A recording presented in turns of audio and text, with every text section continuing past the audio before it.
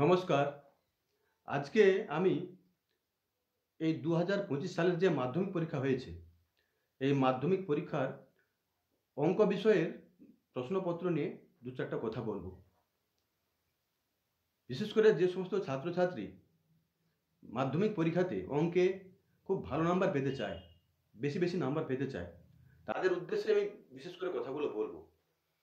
আগে এই যে মাধ্যমিক পরীক্ষা হতো, এই মাধ্যমিক পরীক্ষার যে অঙ্কের প্রশ্নপত্র বেশিরভাগটাই আমাদের যে পশ্চিমবঙ্গ মধ্যশিক্ষা পর্ষদ, এই পর্ষদের বই থেকেই নেওয়া হতো। ২-৪টা ডিজিট চেঞ্জ করে দেওয়া হতো। বাকি সমস্ত প্রশ্নের ধরন এরকমই থাকতো। কিন্তু ইদানিং ২ বছর, গত বছর এবং এই বছর অর্থাৎ ২০২৪ এবং ২০২৫ দেখা গেছে যে কিছু ক্ষেত্রে, কিছু নয় বেশিরভাগ ক্ষেত্রেই প্রশ্নপত্র পর্ষদের বাদ থেকেও নেওয়া হয়। যে পর্ষদের যে বইটা থাকে তার বাদ থেকেও নেওয়া হয়। এবছর দেখা গেছে যে বেশিরভাগ অঙ্কগুলোই এই পর্ষদের বাইরের বই থেকেও নেওয়া হয়েছে। আচ্ছা, আমি একটা কথা বলব, যারা বেশি করে নাম্বার পেতে চায় তাদেরকে এই পর্ষদের বই ফলো তো করতেই হবে। যেহেতু এটা পর্ষদের বই, প্রত্যেকটা স্কুলে আছে, তাহলে এ বই তো ফলো করতেই, এ বই তো ব্যবহার করতেই হবে। সঙ্গে বাজারে আরও অনেক রেফারেন্স বই পাওয়া যায়। সে সমস্ত বইগুলো তার মধ্যে ভালো লেখক দেখে তার মধ্যে কিছু বই ফলো করতে হবে।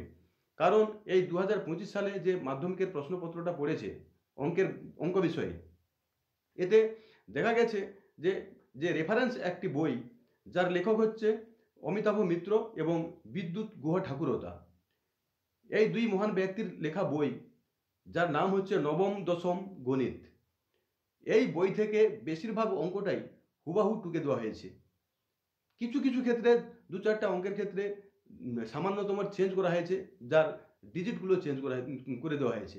কিন্তু না হলে বেশিরভাগ অঙ্কগুলো এই বই থেকে তুলে ধরা হয়েছে। যারা এ বইটি ফলো করেছিল, যে সমস্ত ছাত্রছাত্রী এ বইটি ফলো করেছিল, তারা প্রচুর পরিমাণে ভালো নাম্বার পাবে। কিন্তু যারা এই বইটা ফলো করেনি, তাদের অবস্থা কিন্তু খারাপ হয়ে গেছে। তাই প্রত্যেকটা ছাত্রছাত্রীকে আমি বলব, বারে বলব যে শুধুমাত্র পর্ষদের বইটা ফলো করলে হবে না। পর্ষদের বই তো ফলো করবেই, সঙ্গে আরও একাধিক রেফারেন্স বই ফলো করতে হবে। কারণ পর্ষদ কোন বছর কোন বই ফলো করবে, মানে সে বোর্ড কোন বছর কোন বই ফলো করবে, সেটা তো সম্পূর্ণ অজানা তথ্য। তাই যদি আমার বিভিন্ন রেফারেন্স বই ফলো করা থাকে পর্ষদের সঙ্গে, তাহলে আর কোনো ভয় থাকবে না। ভালো নাম্বার পাওয়ার ভালো সুযোগ থাকবে। প্রশ্নপত্র দেখে ভড়কানোর কোনো ভয় থাকবে না। আমি এই কথাগুলো বললাম, আশা রাখি সবার ভালো লাগবে। তাই আমি কথাগুলো বললাম।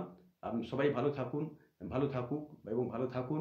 আর ভালো নাম্বার পাবে ছাত্ররা, এই আশা রেখে আমি আমার এই ছোট্ট বক্তব্যটা শেষ করলাম।